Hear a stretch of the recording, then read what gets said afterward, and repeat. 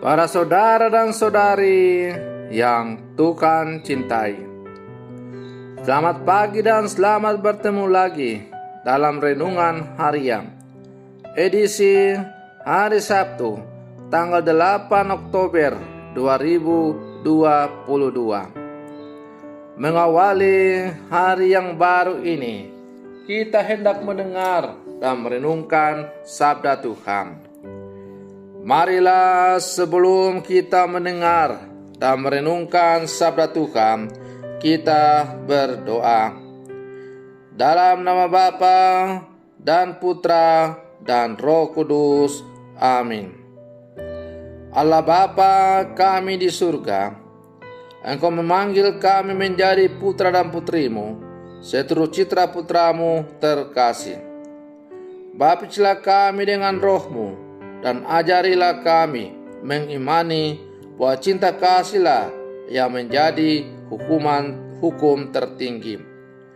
Bersabdalah ya Tuhan, kami siap untuk mendengarkan.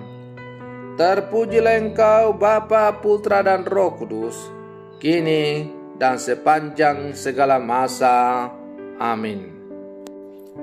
Para saudara dan saudari yang Tuhan cintai, sabda Tuhan yang hendak kita dengar dan kita renungkan untuk mengawali hari yang baru ini, hari Sabtu, dalam masa biasa yang ke-27, diambil dari Injil Lukas pasal 11 ayat 27 sampai 28. Tuhan bersamamu. Inilah Injil suci menurut Lukas.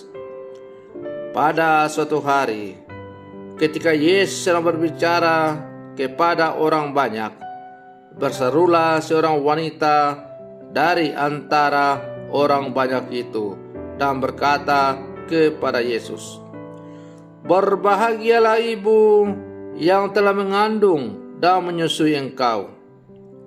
Tetapi Yesus bersabda, "Yang berbahagia ialah mereka yang mendengarkan sabda Allah dan memeliharanya." Demikianlah sabda Tuhan.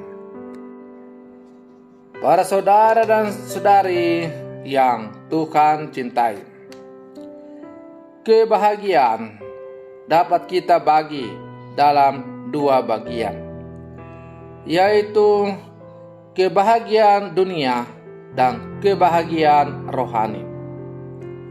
Injil pada hari ini sangat pendek karena cuma ada 2 ayat. Kata kuncinya adalah kebahagiaan. Apa arti kebahagiaan dalam Injil yang baru saja kita dengar?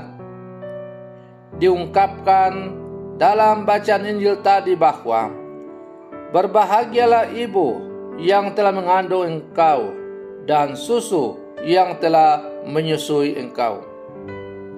Hal itu dinyatakan oleh perempuan yang ada di sekitar Yesus. Namun Yesus berkata, "Yang berbahagia adalah yang mendengarkan firman Allah dan memeliharanya." Para saudara dan saudari yang Tuhan cintai, setiap orang punya kebahagiaannya masing-masing dan tidak bisa disamaratakan. Ada yang bahagia ketika dia punya mainan. Ada yang bahagia ketika dia punya HP baru. Ada yang bahagia ketika dia punya pacar. Ada yang bahagia ketika dia bisa beli rumah baru. Ada juga yang bahagia ketika selesai sekolah, mendapat gelar, bisa bekerja, dan seterusnya. Seorang pembimbing rohani saya pernah mengungkapkan bahwa ternyata bahagia itu sederhana. Kebahagiaan itu adalah menikmati waktu kekinian kita saat ini. Kalau saat ini Anda berusia 70 tahun, bahagialah sebagai orang yang berumur 70 tahun. Para saudara dan saudari yang Tuhan cintai, Yesus menegaskan bahwa kebahagiaan pada akhirnya harus bertumbuh bukan sekedar kebahagiaan manusiawi dan duniawi, tetapi kebahagiaan harus mengarah pada sesuatu yang sifatnya rohani, yang tidak bisa diambil oleh siapapun. Kalau kebahagiaan kita terletak pada hal-hal material, pada gilirannya barang-barang material itu akan hilang, maka kita akan kehilangan kebahagiaan hidup. Tetapi ketika kebahagiaan itu bersifat rohani, kita akan semakin dekat dengan Tuhan dan mampu menerima keadaan apapun.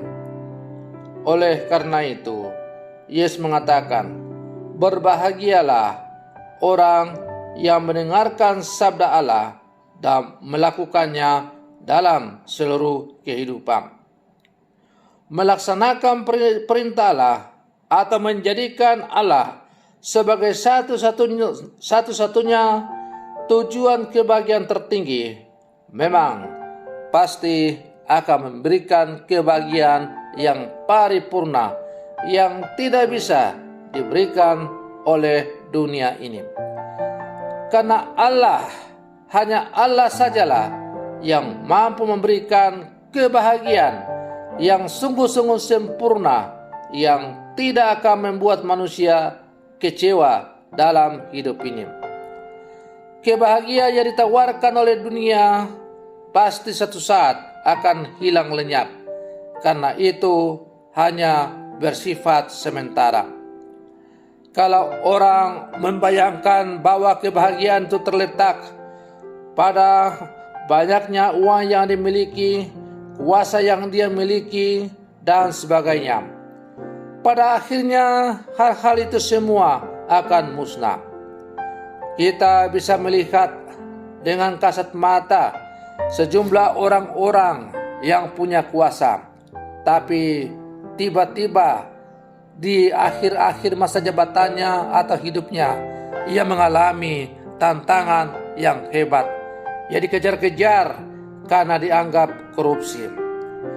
Maka kalau mau mencapai kebahagiaan sempurna dalam hidup ini, tidak ada jalan lain kecuali menjadikan Allah sebagai satu-satunya tujuan hidup untuk mencapai kebahagiaan itu.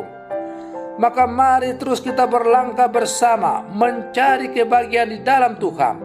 Mudah-mudahan kebahagiaan sempurna, kebahagiaan paripurna sungguh-sungguh kita nikmati karena kita selalu hidup dalam kerahiman Tuhan. Semoga demikian. Selamat pagi. Tuhan Yesus memberkati.